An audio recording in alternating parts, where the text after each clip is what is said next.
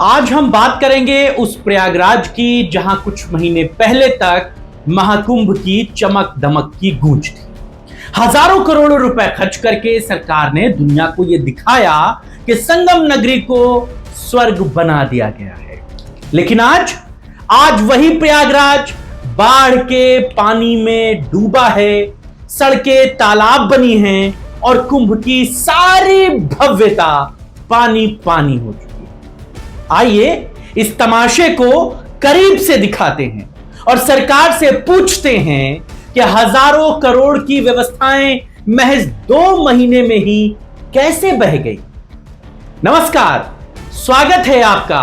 आप देख रहे हैं क्रिएटिव विजन न्यूज और आपके साथ मैं हूं शबाब। जनवरी 2025 में प्रयागराज में महाकुंभ का तामझाम था। सरकार ने 6000 करोड़ रुपए से ज्यादा खर्च कर डाले। दावे ये किए गए कि विश्व स्तरीय घाट, चमचमाती सड़कें, ड्रोन से निगरानी, जल पुलिस की तैनाती और 6000 हेक्टेयर में फैला कुंभ नगर।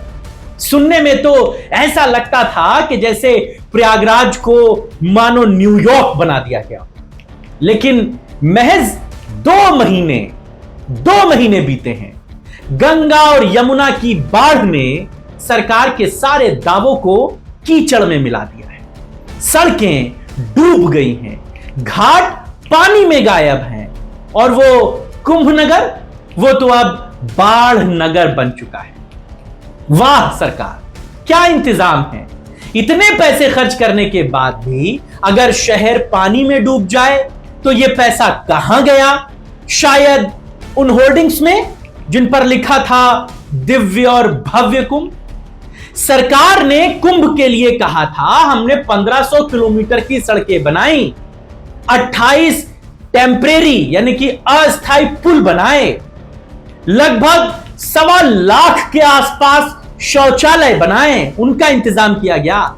लेकिन साहेब, बाढ़ को तो ये सारे आपके आंकड़े नहीं दिखे। गंगा और यमुना ने तो आपके सारे पुल, सारी सड़कें और शौचालय एक झटके में बहा दिए।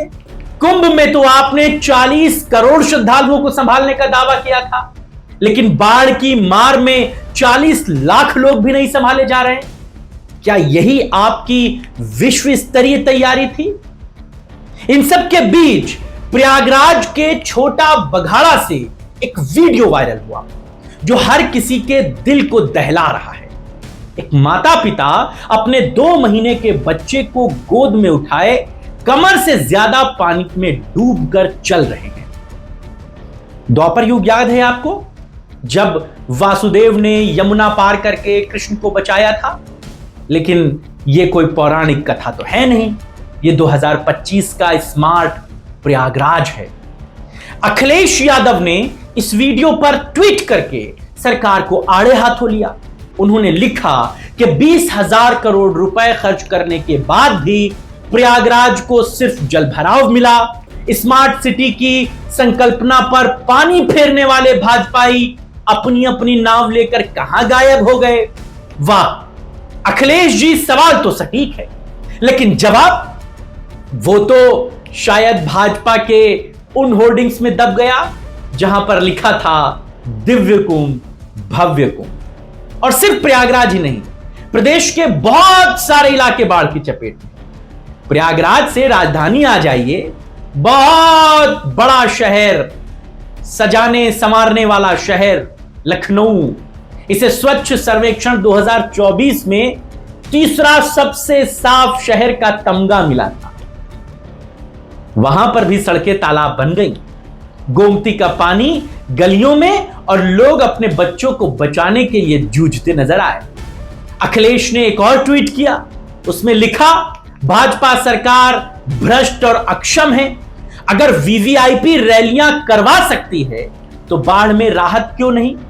सवाल यह भी जायज है, लेकिन सरकार तो शायद फोटो खिंचवाने में व्यस्त होगी।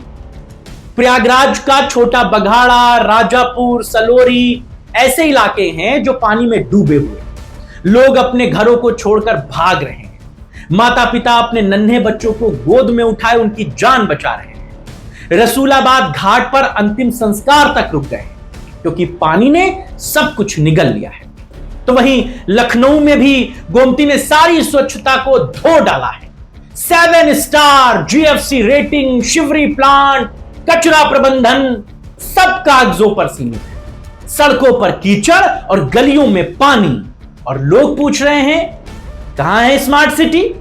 शायद वो स्मार्टनेस सिर्फ अवार्ड समारोह में थी, हकीकत में तो लोग कीचड़ में फंसे हैं। और इन सब के बीच में वो भाजपाई, वो आरएसएस के लोग जो कुंभ में लाखों स्वयंसेवकों की फौज को लेकर राष्ट्र निर्माण का ढोल पीट रहे थे, लेकिन अब जब माता पिता अपने बच्चों को बचाने के लिए बाढ़ में गोते लगा रहे हैं, तब उन स्वयंसेवक कहां हैं? शायद अपनी शाखाओं में बैठे होंगे और बाढ़ से कैसे बचा जाए इस पर भाषण दे रहे होंगे। और भाजपाई वो तो सिर्फ ट्वीट्स और प्रेस कॉन्फ्रेंस में विकास की बात कह रहे होंगे। अखिलेश यादव कहते हैं कि लोगों के राशन कार्ड, पासबुक, जमीन के कागजात सब बाढ़ में बह गए, लेकिन भाजपा को ना तो इनकी चिंता है और ना ही नाव वालों की, जिनका रोजगार छिन गया। साहब, अगर 6,000 करोड़ रुपए में भी लोग अपने बच्चों को गोद में उठाकर बाढ़ में चलने को मजबूर हैं, तो यह पैसा गया कहां? शायद उन ठेकेदारों की जेब में जिन्होंने कुंभ के नाम पर लूट मचाई। और सबसे मजेदार बात, कुंभ में सरकार ने बाढ़ प्रबंधन के लिए भी खास इंतजाम करने के दावे किए थे। न याद हो तो एक बार गूगल पे पढ़ लीजिएगा जाकर, किस कदर बाढ़ को तैयारियों को लेकर इंतजामों की बातें कही गई। बाढ़ से बचाव के लिए बैराज, नदियों में ड्रेजिंग और अस्थायी बांधों की बातें बहुत बड़ी बड़ी दलीलों के साथ दी गई, लेकिन 2 महीने, महज 2 महीने बाद ही बाढ़ ने इन सारे दावों की हकीकत खोल दी। अरे साहब, अगर बाढ़ प्रबंधन के लिए इतना पैसा खर्च हुआ, तो फिर क्यों पूरा प्रयागराज जलमग्न है? क्यों लोग अपने घर छोड़कर ऊंचे स्थानों पर शरण ले रहे हैं? क्यों सड़कों पर नाव चल रही है? शायद इसलिए क्योंकि आपका बाढ़ प्रबंधन सिर्फ फाइलों और प्रेस कॉन्फ्रेंस तक ही सीमित था, हकीकत में नहीं था। दोस्तों, प्रयागराज और लखनऊ की बाढ़ सिर्फ प्राकृतिक आपदा नहीं है, या प्रदेश में जितने इलाकों में बाढ़ के जैसे हालात हैं, वो महज प्राकृतिक आपदा का दंश नहीं झेल रहे, बल्कि सरकारी नाकामी का भी नमूना है। जब माता पिता अपने नन्हे से बच्चे को गोद में उठाकर बाढ़ में जान बचा रहे हैं, तब सरकार की चमक दमक और स्वच्छता के तमगे बेकार हैं। हमारी संवेदनाएं हैं उन सभी परिवारों के साथ जो इस त्रासदी से जूझ रहे हैं, लेकिन सरकार से बस यही सवाल है कि कब तक लोग आपकी नाकामी में डूबते रहेंगे और कब तक स्मार्ट सिटी के नाम पर सिर्फ जुमले सुनाए जाएंगे। अब होगा वही, कुछ दिन बाद आप देखेंगे एक हेलीकॉप्टर आएगा, उसमें माननीय मुख्यमंत्री बैठे होंगे और वो बाढ़ का हवाई सर्वेक्षण कर रहे होंगे। उनको एक अफसर होगा जो बता रहा होगा प्रयागराज में साहब यहाँ बाढ़ है, वहां बाढ़ है, देखिए हमने इन लोगों के लिए टेम्परेरी बंधे पर ये इंतजाम कर दिए हैं।